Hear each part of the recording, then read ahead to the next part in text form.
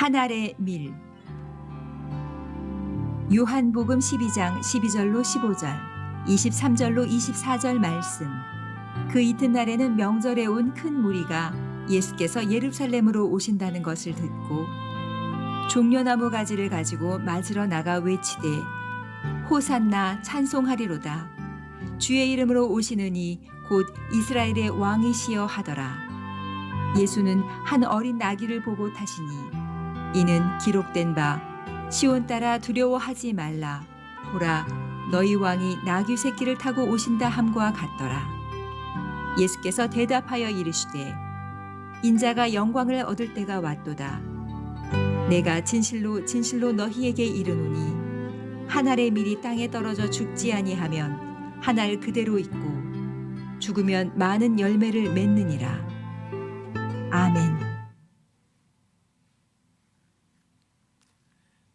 코로나19로 우리나라뿐만 아니라 전 세계가 불안과 공포 속에 있습니다. 세계 확진 110만 명이 넘었습니다. 우리나라만도 어제 일자로 확진자가 10,000명이 넘어섰고 사망자가 177명이라고 집계된 것을 보았습니다. 우리가 최선의 노력을 다해 코로나 바이러스 퇴치를 위해 노력해야 되지만 궁극적인 코로나 바이러스 퇴치는 하나님께만 달려있는 줄로 믿습니다. 참새 한 마리도 하나님 허락 없이는 떨어지지 않기 때문입니다. 그러므로 우리는 이 어려운 시기를 맞아 코로나 바이러스를 허락한 하나님의 뜻을 물으며 우리 자신을 돌아보고 우리의 죄, 한국교회의 죄, 우리 민족의 죄를 회개하는 겸손한 자세를 가져야 할 것입니다. 오늘 말씀을 듣기 전에 우리 다 같이 역대하 7장 13절에서 14절 자막을 보며 다 같이 읽고 기도하기를 원합니다. 같이 읽읍시다. 시작. 혹 내가 하늘을 닫고 비를 내리지 아니하거나 혹 메뚜기들에게 토산을 먹게 하거나 전염병이 내 백성 가운데 유행하게 할 때에 내 이름으로 일컫는 내 백성이 그들의 악한 길에서 떠나 스스로 낮추고 기도하여 내 얼굴을 찾으면 내가 하늘에서 듣고 그들의 죄를 사하고 그들의 땅을 고칠지라. 우리가 함께 자막 보고 기도할 때 우리의 죄를 회개할 뿐만 아니라 방역에 수고하는 의료진들, 방역 관계자들 지치지 않도록 하나님 붙들어 달라고 기도드립시다. 또 하루빨리 코로나19가 종식되도록 기도해야 될 것입니다. 4.15 총선을 놓고도 우리 그리스도인들은 진지하게 기도해야 될 것입니다. 우리 함께 통성으로 기도합시다. 할렐루야. 하나님 아버지, 심히 어려운 시기를 당해 우리가 하나님 앞에 우리 자신을 돌아봅니다. 하나님, 사랑의 하나님, 오늘까지 우리에게 수많은 복을 나려 주셨고 한국 교회에 많은 복을 나려 주셨지만 우리는 하나님의 은혜를 망각하고 살았습니다. 죄를 우리는 너무나 자주 지으면서도 회개할 줄 몰랐습니다. 주님의 말씀에 순종하지 못했고 하나님 앞에 빛과 소금의 역할을 하지 못했습니다. 우리 한국교회도 영적으로 깨어나지 못하고 분별력 없이 하나님의 뜻을 어기는 일을 우리는 밥 먹듯이 하고 살아왔고, 우리 한국 교회가 세속화되었음을 회개하오니 용서하여 주옵소서. 우리나라 대한민국을 지금까지 하나님은 인도해 주시고 복을 나려 주셨는데, 우리가 하나님 앞에 바로 서지 못하고 우상을 숭배하며 하나님의 뜻을 거역했던 죄를 용서해 주시옵소서. 잘못된 정책들을 만들고 하나님을 거역했던 죄들을 회개하오니 용서하여 주시옵소서. 이제 하나님 아버지, 우리 의료진들과 방역에 수고하는 분들 지치지 않도록 하나님이 붙들어 주셔서 코로나19가 사라질 때까지 잘 하나님 맡겨주신 사명을 감당하도록 우리 의료진들, 방역 담당자들을 붙잡아 주시옵소서. 하나님 아버지, 우리 코로나19에 또 질병으로 고통당하는 많은 분들 있습니다. 아버지 하나님 고쳐주시고 깨끗하게 하게 하여 주시옵소서. 우리 성도들 어느 곳에 있든지 하나님 앞에 믿음으로 더욱 주님을 바라보고 가까이 나오게 하시고, 한국교회가 교회당 문을 활짝 열고 다 같이 모여 힘껏 찬양하며 하나님께 영광 돌리는 그날이 속히 오게 하여 주옵소서. 4월 15일 나라에 총선이 있습니다. 하나님을 거역하는 자들은 절대로 당선되지 않도록 도와주시고, 기독교인들도 잘 영분별하고 귀중한 한 표를 던지게 하시고, 하나님의 뜻에 합한 자들이 이번에 꼭 국회에 들어가서 하나님의 뜻을 이루는, 하나님의 복받는 우리나라 되도록 도와주시옵소서.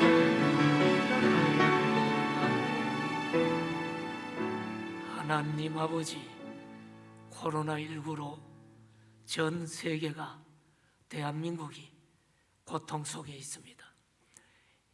참새 한 마리도 하나님 허락 없이는 떨어지지 않음을 믿습니다. 코로나19를 허락하신 하나님의 뜻 앞에 우리가 겸손히 무릎 꿇고 자신을 돌아보고 우리 그리스도인들의 죄, 한국교회의 죄, 이 민족의 죄 우리가 짊어지고 회개하여 싸우니 우리의 기도를 들으시고 이 땅을 고쳐 주시옵소서. 코로나19 종식을 위해 수고하는 의료진들, 방역 수고하는 모든 분들 하나님 지치지 않도록 붙잡아 주시고, 이 땅에서 코로나19가 완전히 종식되게 하여 주옵소서. 병든 자들 고치시고 하나님께서 이제 우리 민족을 불쌍히 여겨 주옵소서. 우리 성도들이 코로나19로 모두 모여 자유롭게 찬양하고 예배드리지 못하고 있는 이 상황 속에서 신앙이 절대로 나태해지거나 뒤로 물러가지 않고 더욱더 긴장하며 하나님 앞에 가까이 나가도록 도와 주옵소서. 우리 본당뿐 아니라 가정에서 있는 처소에서 인터넷으로 예배드리는 모든 분들 오늘 성령님 임재하여 주옵소서. 특별히 4.15 총선에 하나님의 뜻을 거역하는 자들은 한 사람도 당선되지 않도록 도와주시고, 하나님의 뜻이 하늘에서 이룬 것처럼 이 땅에서도 이루어지게 하여 주옵소서. 예수님의 이름으로 축복하며 기도드립니다. 아멘. 오늘 예수님의 이름으로 모여 예배드리는 이 자리뿐 아니라 가정, 있는 처소, 인터넷 예배로 드리는 모든 성도님들 그 자리에 주님이 함께 계심을 믿으시기를 축복합니다.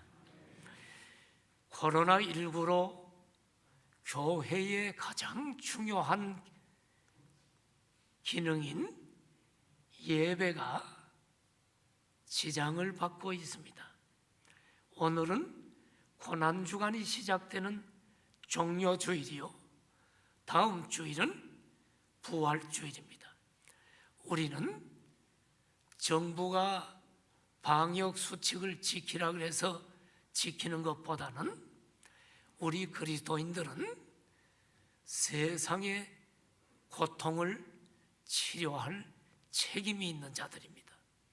정부 당국자들보다도 더 하나님 앞에서 우리는 코로나19가 사라지도록 우리는 책임 있는 삶을 살아야 될 사람들이 그리스도인들입니다. 그러므로 우리는 방역 수칙을 철저하게 지키면서 하나님 앞에 예배도 드릴 수 있도록 준비해야 할 것이라고 믿습니다. 오늘 주일은 종료주일입니다. 오늘부터 한 주간을 고난주간이라고 부릅니다. 이번 주 금요일 오전 9시에 예수님께서는 인류의 죄를 한 몸에 지시고 제물이 되어 십자가에 돌아가셨습니다. 오늘은 예수님께서 지상에서의 마지막 생에 5일을 남겨놓고 어린 나귀 새끼를 타시고 예루살렘에 입성하신 날입니다. 입성하시는 예수님을 큰 무리가 환영하면서 그들의 겉옷을 벗어 길에 펴고 또 나뭇가지를 베어 길에 펴고 손에는 종려나무 가지를 들고 호산나를 외친 날이 오늘입니다. 종려나무를 가지고 호산나 외쳤기 때문에 오늘 주일을 종려주일이라고 부릅니다. 그러면 오늘 고난주간의 시작인 종료주일을 맞아 우리가 세 가지 질문을 던지면서 오늘 말씀을 좀 전해보려고 합니다. 첫째는 예수님께서 오늘 예루살렘 입성을 하셨는데 이것은 어떤 의미가 있는가? 두 번째 질문은 종려나무 가지를 흔든 것은 무엇을 의미하는가? 세 번째는 예수님께서는 왜 어린 나귀 새끼를 타고 예루살렘 성에 입성했는가를 살펴보면서 예수님의 고난의 의미를 새겨보려고 합니다. 먼저 첫 번째 질문, 예수님이 예루살렘에 오늘 입성을 하셨죠? 어떤 의미가 있나요? 예수님의 예루살렘 입성을 승리의 입성이라고 부릅니다. 예수님의 예루살렘 입성으로 시작된 이 한 주간은 인류가 대망하던 속죄의 대업이 완성된 주간이요, 인류의 죄악과 죄악의 결과인 사망 권세를 멸하심으로 승리하신 주간이기 때문입니다. 그러므로 여러분, 예루살렘 입성은 승리의 입성이다. 그렇다면 두 번째 질문, 종려나무 가지를 흔든 것은 무엇을 의미하는가? 요한복음 12장 오늘 13절을 보십시오. 오늘 종료주일에 예수님이 예루살렘 성에 입성할 때 이스라엘 백성들은 종려나무 가지를 가지고 마드로 나가서 호산나 찬송하리로다 그러면서 외치기를 예수님을 향해 이스라엘의 왕이여 라고 외쳤습니다. 종려나무 가지는 어떤 의미가 있는가? 종려나무는 존경과 기쁨과 찬송을 상징합니다. 종려나무는 존경, 기쁨, 찬송. 예루살렘의 큰 무리가 종려나무 가지를 흔들면서 예수님을 맞이한 것은 예수님을 왕으로 존경한다는 의미인 동시에 그들의 큰 기쁨을 나타낸 행위입니다. 호산나라고 외쳤지요. 기뻐하면서. 호산나는 뜻이 뭘까요? 원어를 좀 정확하게 한국말로 해석을 하기가 좀 어렵지만 호산나 하면 보통 우리가 구원이다 얘기하죠. 그러나 이 호산나라는 단어는 굳이 번역을 정확하게 해보면 감탄사가 여기 다 포함되어 있기 때문에 오 구원하소서 이런 뜻입니다. 또 달리 번역을 하면 이제 구원하소서, 호산나 찬송하리로다, 오 구원하십시오, 감탄하는 겁니다. 이제 구원해 주십시오. 이 무리들은 예수님을 메시아로 환영하면서 감탄을 한 것입니다. 오 메시아여, 오 구세주여.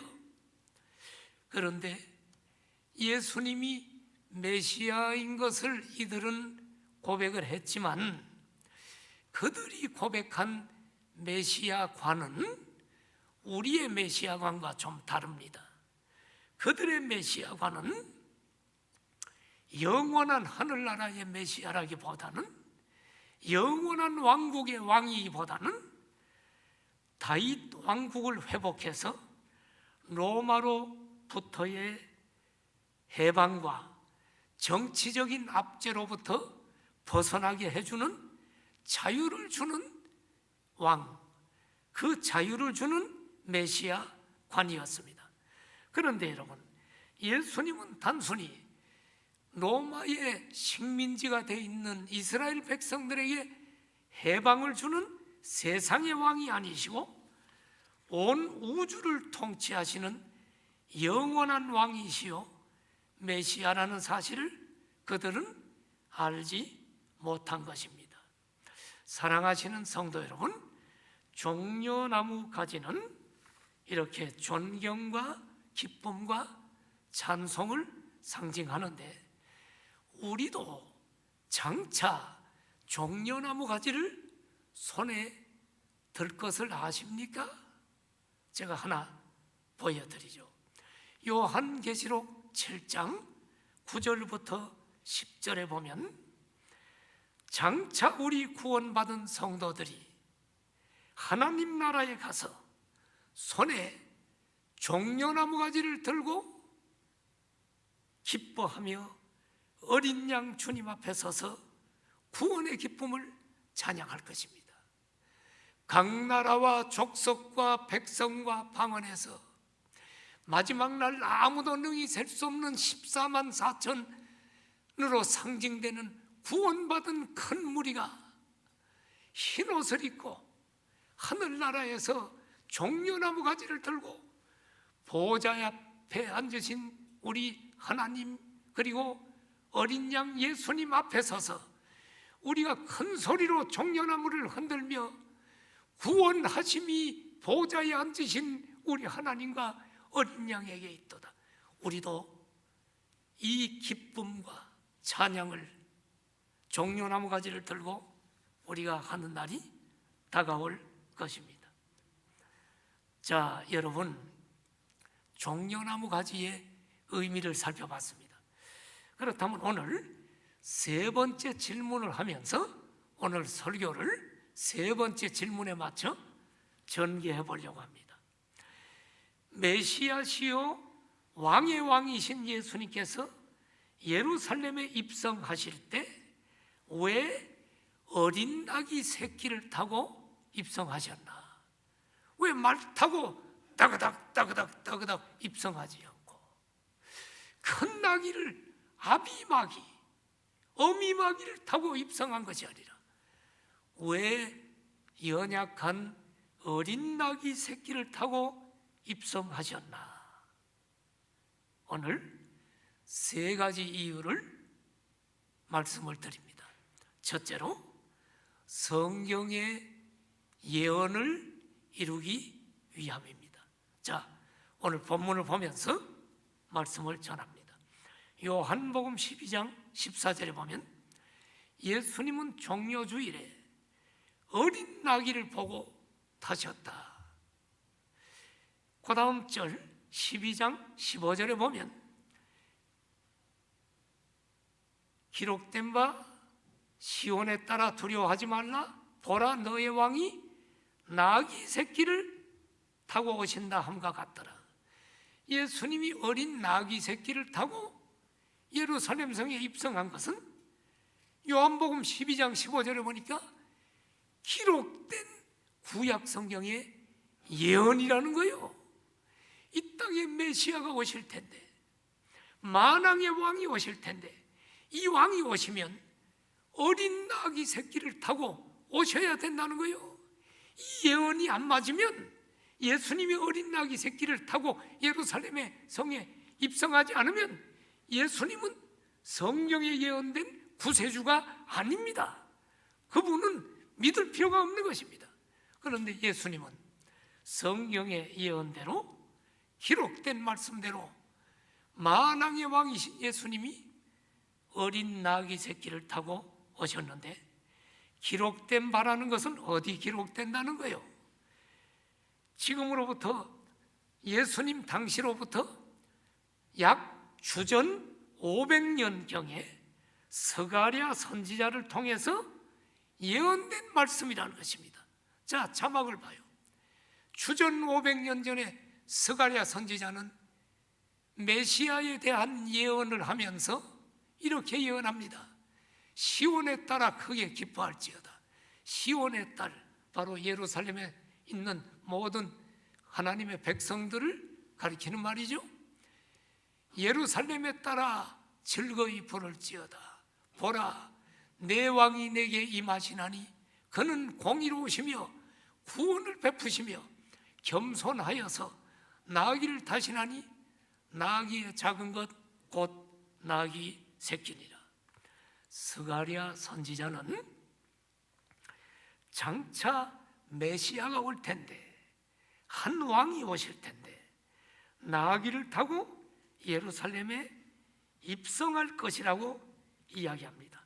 그런데 그가 인류를 구원할 자다, 메시아다, 그분이 구원할 자라고 스가랴 선지자는 예수님 탄생 500년 전에 예언을 하셨습니다. 나귀를 탔다. 나귀는 어떤 것을 상징합니까? 나귀 하면 평화, 겸손, 이런 것을 상징합니다. 나귀를 보면 평화롭잖아요. 나귀가 무슨 나귀 타고 나가서 칼 가지고 싸운다는 것을 상상하기는 어렵죠. 말 타고 나가서 싸우죠. 나귀는 평화와 겸손을 상징합니다. 예수님은 왕이십니다. 이 세상 왕이 아니라 평화의 왕입니다. 그분은 겸손하게 나귀 새끼를 타고 예루살렘에 입성하셨습니다. 구약의 예언을 이루신 참 메시아입니다. 예수님은 하나님의 아들이시요 인류를 구원하기 위해 오신 만왕의 왕이십니다. 바로 그분이 구약 성경에 그 왕이 오신다는 예언 그대로 나귀 새끼를 타고 예루살렘에 입성하셨습니다. 바로 어린 나귀 새끼를 탄 것은 성경의 예언을 이루기 위함입니다. 바로 이 예언대로 예수 그리스도만이 만왕의 왕이요 우리의 참 구세주가 됨을 믿습니다. 왜 어린 나귀 새끼를 타고 입성하셨는가? 첫째는 성경의 예언을 이루기 위함이다. 두 번째는 죽으시기 위해서 나귀 새끼를 타고 예루살렘에 입성을 하셨다. 오늘 읽어드린 요한복음 12장 23절을 보면 예수님이 이렇게 말씀합니다. 인자가 영광을 얻을 때가 왔다. 영광을 얻을 때가 뭘까요? 예수님께서 십자가에 죽으실 때를 가리킵니다. 십자가의 죽음이 바로 영광을 얻는 것입니다. 그 다음 요한복음 12장 24절을 보십시오. 여기 보면 예수님은 영광을 얻을 때가 왔다고 하면서 계속 이렇게 말씀합니다. 내가 진실로 너희에게 이르노니 한 알의 밀이 땅에 떨어져 죽지 아니하면 한 알 그대로 있다. 여기 한 알의 밀이 누구를 가리킬까요? 예수님이죠. 예수님을 가리킵니다. 예수님께서는 온 인류의 죄를 지시고 죽으실 것을 한 알의 밀이 땅에 떨어져 죽는다는 비유를 통해 말씀하셨습니다. 예수님께서는 예루살렘에 입성하시기 전에 이미 제자들에게 자신의 죽음을 예언하셨습니다. 우연히 십자가에 재수 없게 죽은 게 아니에요. 예수님은 이미 죽으시기 위해서 지금 예루살렘에 들어가는 것입니다. 지금 예수님을 죽이려고 하는 수많은 그 당시에 종교 지도자들이 있었어요. 예수님은 피해 다녀야 죽지 않아요. 그런데 예수님은 당당하게 자기를 죽이려고 하는 수많은 사람들이 있는데도 불구하고 어린 나귀 새끼를 타고 예루살렘에 들어간 것은 죽기 위함입니다. 예수님이 예언한 말씀을 볼까요? 마가복음 10장 32절에 보면 예루살렘으로 올라가는 길에 예수님은 두려워하는 제자들에게 뭐라고 얘기하느냐? 예루살렘에 올라가면 자기가 당할 일이 있다는 것을 말씀합니다. 예수님이 당할 일이 뭐예요? 그 다음 33절부터 보니까 예수님은 우리가 지금 예루살렘에 올라가노니 인자가 대제사장들과 서기관들에게 넘겨질 거야.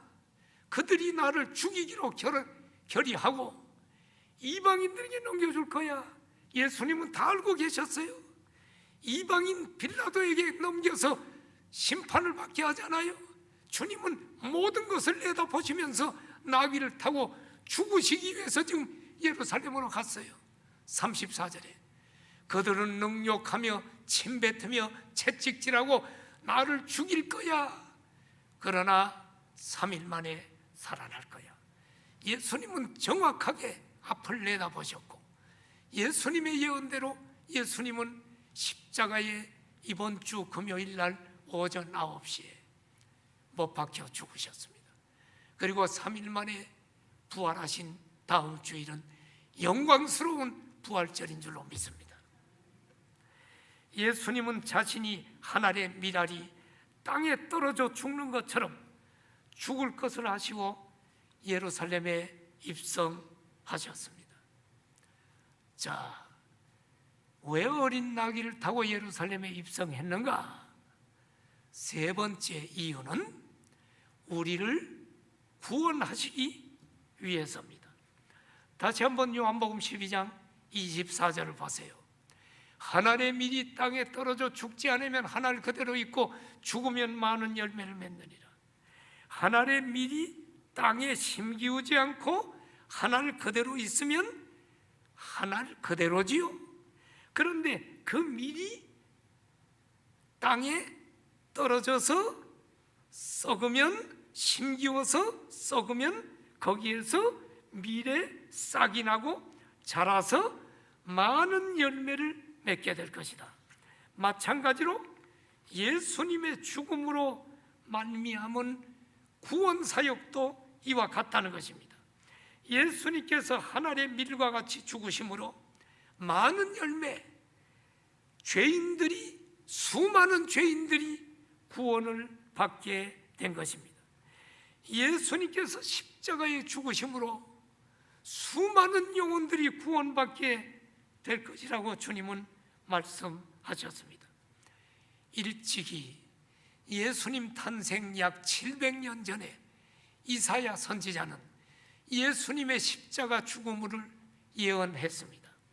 이사야 53장 5절에 보면 메시아가 올 텐데 예수님은 찔릴 것이다. 그가 찔림은 우리의 허물 때문이고 그 몸은 십자가에서 상할 것이다. 십자가에 상한 것은 우리의 죄악 때문에 상한 것이다. 그가 징계를 받음으로 우리는 평화를 누리고 그가 채찍에 맞음으로 우리는 나음을 받았도다.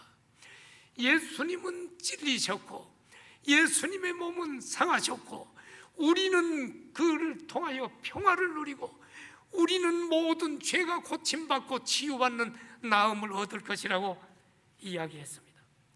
그 다음 이사야 53장 6절을 보십시오. 예수님은 우리 모두의 죄악을 그가 담당했다는 거예요. 우리는 다 양 같아서 각기 제 길로 가는 죄를 졌지만 하나님은 예수님에게 우리 모두의 죄악을 담당시키시고 예수님을 십자가에 죽게 하실 것이라고 이사야 선지자는 주전 700년경에 이미 예언하고 있습니다. 여러분, 예수님은 왜 어린 나귀 새끼를 타고 가셔야 했나요? 이상하죠? 아니, 그 힘없는 어린 나귀 새끼 너무한 거 아니에요? 아니, 튼튼한 큰 새끼를 타고 가야지. 참 예수님 너무한 거 아니에요? 인정머리가 없나요? 어린 나귀 새끼를 타다니 양심이 없나요? 왜 그럴까요? 잘 들으십시오. 율법에 따르면 제사에 쓰는 짐승은 한 번도 멍에를 메고 일을 해보지 않은 것을 하나님의 앞에 제물로 드려야 돼.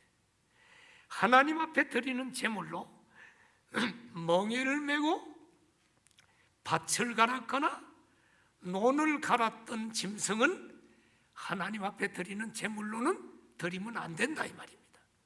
만약 나귀를 하나님 앞에 드린다고 가정을 하면 나귀 역시 한 번도 사람이 타보지 않은 나귀여야 됩니다. 그래야만 하나님의 제단에 올려놓을 수가 있어요. 예수님께서 왜 한 번도 타보지 아니한 어린 나귀 새끼를 타고 가셨을까? 바로 예수님은 예루살렘에 입성해서 자기 자신을 하나님의 거룩한 제단에 어린 양으로 올려놓아야 했으므로 나귀 역시 한 번도 사람이 타보지 아니한 새끼 나귀를 타고 가야만 되는 것입니다. 유월절을 맞아 예루살렘에 모여든 인파가 얼마나 되었을까? 자, 여러분, 예수님이 왜 오늘 종료주일에 예루살렘 성에 나귀 새끼를 타고 입성했나? 지난주에 가면 안 되나? 다음 주 주일에 가면 안 되나? 왜 오늘 가야 되느냐? 여러분, 6월절에 어느 정도의 인구가 모인 줄 압니까? 바로 이번 주는 6월절이 끼어 있단 말이에요. 유대 역사학자 요세푸스에 따르면 270만 명 정도가 모였다고 합니다. 세계 도처에 흩어진 유대인들이 6월절이 되면 예루살렘에 270만 명이 모여서 양을 잡아 제사를 드립니다. 어마어마한 사건입니다. 그런데 한 사람 한 사람이 다 양을 잡아 제사 드리는 것은 불가능한 일이요. 270만 마리의 양을 잡아 제사를 드릴 수 없어요. 아마도 한 가족이 한 마리를 드렸거나 생각하기를 10명이나 20명이 한 팀이 돼가지고 한 마리의 양을 잡아 제사를 드렸을 것입니다. 왜냐하면 역사적인 기록을 보면 25만 마리 정도의 양이 제물이 됐다고 하거든요. 그럼 270만 명이 모였는데 25만 마리 정도라고 하면 한 10명 정도가 한 마리를 드린 것이겠죠. 어쨌든 25만 마리가 넘는 이 양, 엄청난 양이 피를 흘리고 제물로 바쳐지는 것입니다. 그런데 이 양들이 언제 예루살렘 성으로 끌려가는 줄 압니까? 바로 오늘 종료주일에, 유월절이 있는 그달 10일에 예루살렘 성전으로 25만 마리가 넘는 양들이 끌려가는 거예요. 바로 이날 예수님은 어린 나귀 새끼를 타고 예루살렘 성에 오늘 입성한 그날인 줄 믿습니다. 수많은 양들이 예루살렘 성전 안으로 끌려 들어가서 특별하게 설치된 특별 장소에 기다리다가 유월절이 되면 한꺼번에 죽어서 하나님 제단에 제물로 올려집니다. 수많은 양들이 피를 흘리죠. 바로 유월절 양들이 죽던 그날이 바로 예수님께서 우리 죄를 담당하시고 십자가에 돌아가신 날과 일치합니다. 절묘하지 않아요, 여러분? 예수님이 메시아라는 것이 확증이 되지 않습니까? 그 당시 종교 지도자들은 유월절에는 사람을 죽이지 않아. 그런데 절묘하게 예수님은 유월절에 마지막 유월절 어린 양으로, 보라 세상 죄를 지고 가는 하나님의 어린 양이로다, 마지막 유월절 어린 양으로 예수님은 죽임을 당하셨습니다. 바로 여러분과 나의 모든 죄를 담당하고 죽으신 세상 죄를 지고 가시는 어린 양이셨습니다. 예수님의 죽음은 대속의 제물이었습니다. 대속이란 말이 뭔 줄 아시죠? 어떤 사람이 받아야 될 고통이나 형벌을 어떤 다른 사람이 대신함으로 그 사람이 고통과 형벌로부터 풀어주는 것을 대속이라고 합니다. 바로 여러분과 내가 받아야 될 죄값을 죄 없으신 예수님이 다 짊어지시고 예수님이 죽으심으로 나의 고통, 나의 형벌, 나의 저주를 대신 받으시고 나를 그 고통으로부터 해방시켜 주시는 대속의 죽음을 죽으셨다는 것입니다. 우리는 예수님 때문에 죄 용서받고 죄와 사망으로부터 해방받고 구원받은 줄로 믿습니다.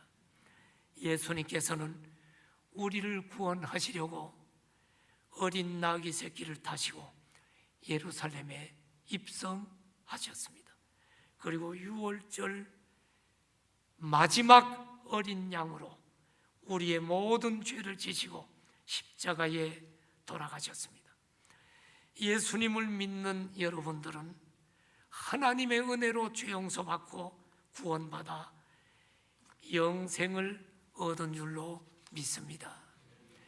유월절이란 절기가 어떤 절기인 줄 아시죠? 애굽에서 노예로 학대받은 이스라엘 백성들이 애굽의 바로왕이 학대하면서 내보내주지 않을 때 모세를 통해 하나님이 애굽에 10가지 재앙을 내리실 때 10번째 재앙이 뭐요? 이스라엘 백성들 내보내주지 않으면 너희들 이스라엘의 장자와 첫 것들을 내가 다 죽일 거야. 그런데 문설주와 임방의 어린 양을 죽여서 피를 바른 집은 죽음의 사자가 넘어갈 거야.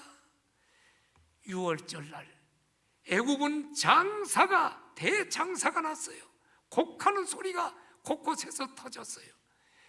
애굽의 바로왕의 장자로부터 모든 장자가 죽었지만은 이스라엘 백성들은 문설주와 임방의 어린 양의 피를 뿌리고 장자가 하나도 죽지 않고 바로 바로왕이 이스라엘 백성들을 가라 하고 그들을 풀어준 날이 유월절. 유월절은 뭐예요?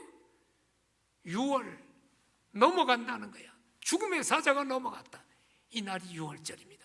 그래서 이스라엘 백성들은 여러분 오고 오는 모든 세대에 유월절이 되면 예루살렘에 모여서 하나님의 은혜를 생각하고 제사를 드리는 것입니다. 바로 유월절에 예수님은 나귀 새끼를 타고 예루살렘에 입성하십니다. 땅에 떨어져 죽는 하늘의 미랄이 되신 주님, 주님의 이 같은 사랑과 희생이 있으셨기에 오늘 여러분과 내가 구원받고 하나님의 자녀가 된 것을 잊지 마십시오. 설교를 마치면서 4명의 군목 이야기를 마지막으로 하려고 합니다. 2차 대전이 한창이던 1943년 1월 22일 뉴욕항을 떠난 연합군 병력 수송선 도체스터호는 940명을 태우고 어둠을 가르며 북으로 향하고 있었습니다. 항해 12일 만인 그해 2월 3일 독일 잠수함이 도체스터호에 접근하여 어뢰를 발사했습니다. 어뢰를 맞은 도체스터호는 얼마 가지 않아 배가 물에 잠기기 시작합니다. 배는 아수라장이 되었습니다. 병사들은 900명이 넘는 병사들은 서로 붙들고 울부짖었습니다. 그러나 그 와중에 4명의 군목들은 침착하게 구명조끼를 나누어 주면서 병사들을 구명정 타는 곳으로 안내합니다. 그런데 더 이상 나누어 줄 구명조끼가 없었습니다. 그때 군목 클라크 폴링 중이 맨 왼쪽 사진입니다. 클라크 폴링 중이가 병사에게 묻습니다. 자네 예수 믿는가? 아니요. 그러자 군목은 자기가 입고 있던 구명조끼를 벗어주면서 이렇게 말합니다. 나는 예수를 믿으니 지금 죽어도 천국 갈 수 있다. 당신은 구명조끼를 입고 살아서 꼭 예수님 믿고 천국에서 만나자. 4명의 군목은 모두 다 자신의 구명조끼를 벗어주면서 병사들에게 주고 천국에서 만나자고 했습니다. 도체스터호에 점점점 물이 차오릅니다. 4명의 군목들은 서로 팔을 끼고 기울어진 갑판에 서서 내 주를 가까이 하게 하면 찬송을 불렀습니다. 338장이죠. 이따 좀 1절만 좀 불러보기를 원하는데 찬송을 부르며 기도했어요. 그리고 배와 함께 물속으로 잠겨갔습니다. 이 모습을 본 생존한 병사 그레디 클락은 군목들의 최후를 이렇게 진술했습니다. 내가 마지막 본 장면은 군목들이 서로 붙들고 기도하는 모습이었습니다. 그들은 최선을 다했고 그들은 물에 잠겨 들어갔습니다. 그들은 자신들이 입고 있던 구명조끼를 병사들에게 벗어주고 죽음을 택했습니다. 병사 904명 중 605명이 전사했고 전쟁이 끝난 후에 살아남은 수병들은 군목들의 희생을 기억했습니다. 트루만 대통령은 4명의 군목을 기념하면서 기념 예배당을 건축했고요. 필라델피아에는 이제 용감하고 희생적인 네 사람의 군목을 기념하기 위해서 이런 군목 기념비뿐만 아니라 포 채플린스 기념관을 필라델피아에 가면 볼 수가 있습니다. 이 네 명의 불멸의 군목들이라는 기념 우표도 발행됐습니다. 1992년도에는 작곡가 제임스가 이들을 소재로 영원한 빛이라는 뮤지컬을 제작했습니다. 그래서 큰 감동을 불러일으켰습니다. 사랑하시는 성도 여러분, 이 군목들의 희생으로 타인의 목숨을 구했습니다. 희생이 없었다면 생명을 구할 수 없었을 것입니다. 성경 마지막 한 절만 봅시다. 요한복음 12장 25절 같이 한번 읽읍시다. 시작. 자기의 생명을 사랑하는 자는 잃어버릴 것이요 이 세상에서 자기의 생명을 미워하는 자는 영생하도록 보존하리라. 이 땅에서 우리의 육체의 생명보다 더 중요한 것은 영원한 생명을 얻는 구원입니다. 사랑하는 성도 여러분, 고난주간을 맞이하여 하늘의 미랄이 되신 주님의 희생과 사랑을 결코 잊지 마십시오. 그리고 내 죄를 위해, 인류의 죄를 위해, 사망에 처한 영혼들을 살리기 위해 십자가에 못 박히신 우리 주 예수 그리스도를 찬양을 하십시다.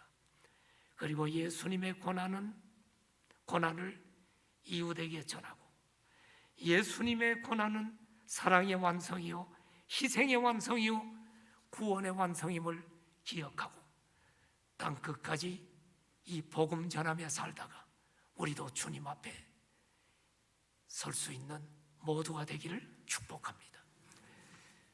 우리 한번 338장 4명의 군목들을 생각하며 우리 한번 338장을 1절만 불러볼까요?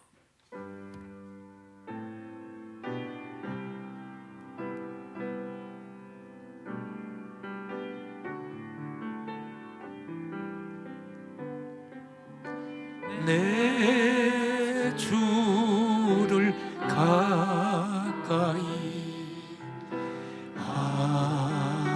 하게 하문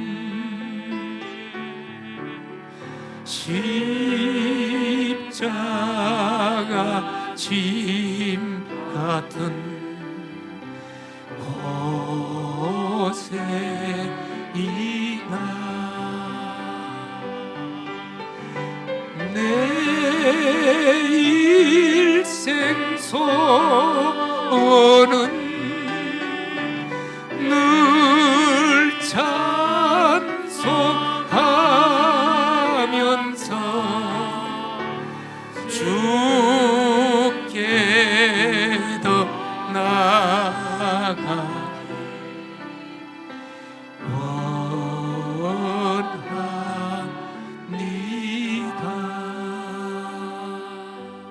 고개 숙여 기도합시다. 사랑하는 성도 여러분, 오늘 종려주일입니다. 영원히 멸망받아 지옥 형벌을 받아야 마땅할 나를 위해 이 땅에 오셔서 어린 나귀 새끼 타고 예루살렘 성에 입성하신 것은 하늘의 미랄이 되어 많은 열매, 바로 여러분과 나를 구원하기 위함입니다. 우리 주님 은혜 감사합니다. 우리 1, 2분간만 같이 기도합시다. 하나님 아버지 감사합니다. 나를 위해 하늘의 밀이 되어 십자가에 죽으신 주님, 주님 때문에 내가 구원받았음을 다시 한번 감사하며 주님의 은혜를 결코 잊지 않겠습니다. 복음 전하며 많은 영혼들이 구원받도록 기도하겠습니다. 하나님 아버지, 우리나라의 대통령과 청와대 모든 종사자들이 예수님 믿고 구원받게 하여 주옵소서. 이번에 국회의원에 출마한 국회의원에 당선될 모든 사람들이 예수님 믿고 구원받게 하여 주시옵소서. 이 땅의 모든 하나님 우리 민족이 구원받고 하나님의 자녀가 되게 하여 주시옵소서. 우리 성도들 절대로 믿음이 뒤로 물러가지 않고 주님 바라보고 믿음으로 굳건히 서서 하나님의 은혜를 감사하며 복음 전하게 하여 주옵소서. 예수님 이름으로 기도드립니다. 아멘.